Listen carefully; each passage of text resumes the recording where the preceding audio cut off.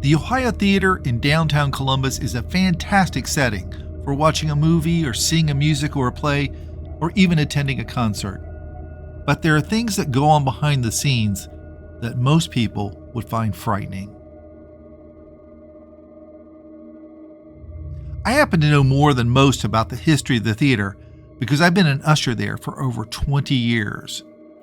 Like the other ushers, we don't do it for the money, but to serve this grand old place of entertainment.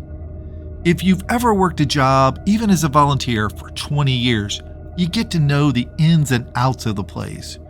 You also know the places to avoid. Rumors had drifted among the workers at the theater for years that it was haunted, and I can tell you from my time there that I know it is. In fact, there's more than one ghost that haunts the theater. Let me say that these ghosts are not like the terrifying ones you see in movies, but that doesn't mean they aren't unsettling when you encounter them. I can state that I don't like being in the building late at night or when it is nearly empty, but because of my job, sometimes that's unavoidable. One of those places was the basement area. A story had circulated around Columbus about a child that had died in a terrible accident nearby about a century ago.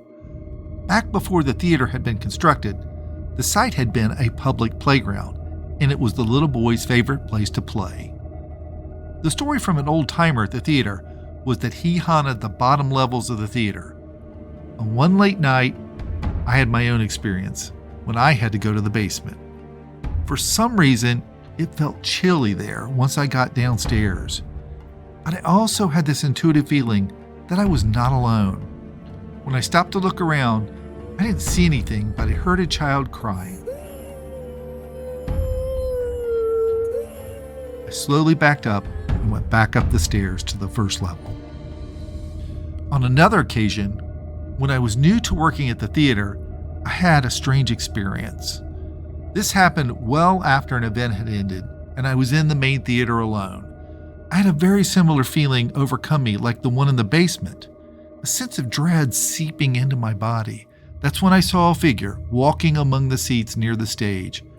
The figure was more of a dark form rather than a person, but I knew I was the only one in the building at the time. That got my heart pumping, and I'm sure my blood pressure went up a few points. The figure continued to walk among the seats, but then it approached the stage and it disappeared. When I asked some of the old timers about it, they said that was Charlie, an old employee of the theater who had passed away from a heart attack while on the job. They said he was harmless, but I decided to limit my after-hours time in the theater after that.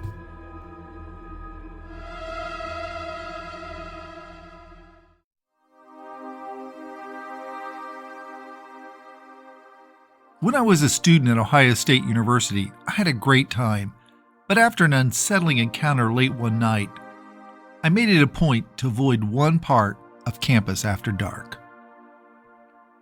My college years at Ohio State are some of my most fondest, and I made some great friends while getting a degree. I was what you called studious and spent a lot of time in the main library on campus. Just to the south of the library is one of the more picturesque spots on campus, and that is Mirror Lake.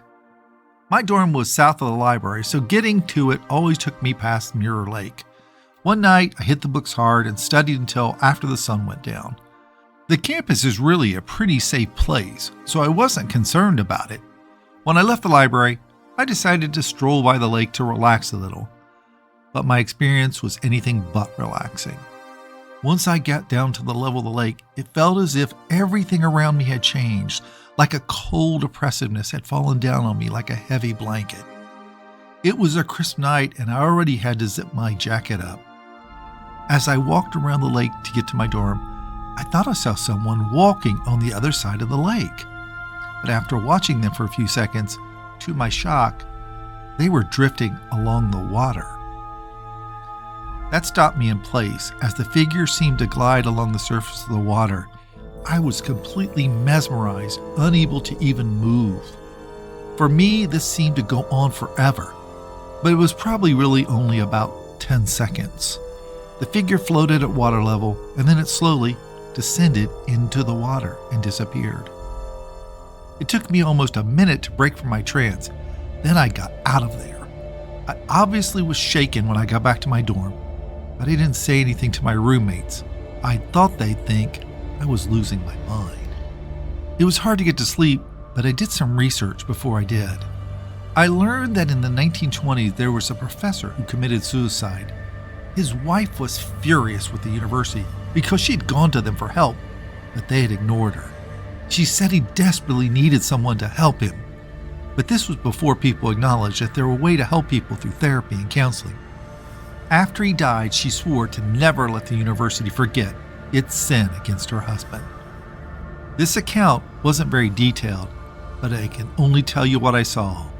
Anytime it got late after that and I had to study, I avoided the lake and studied in my dorm.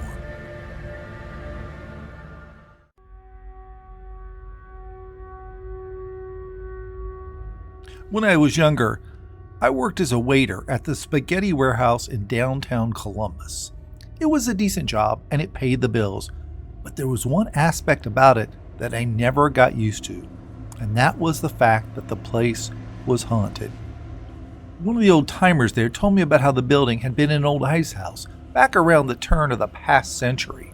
He knew the entire history of the place. He said the business lasted until the invention of refrigeration put it out of business. Over the years, the building itself suffered through many setbacks. For instance, the building was constructed on a floodplain in the Franklinton district. In 1913, the whole downtown was flooded and many people were killed. Bodies were stored in the old ice house. It was told that city officials actually kept the bodies there until the floodwaters completely receded. One night I stayed after closing just to clean things up, and I heard giggling back in the dining room. That surprised me because I was the only person there. When I went to check, I heard footsteps. And then something or someone knocked silverware off the table, where it clattered to the floor. That put a real chill through my body. On other nights, I could see murky, shadowy figures among the tables, and it totally creeped me out. After a few nights of these experiences, I asked to be moved to the day shift.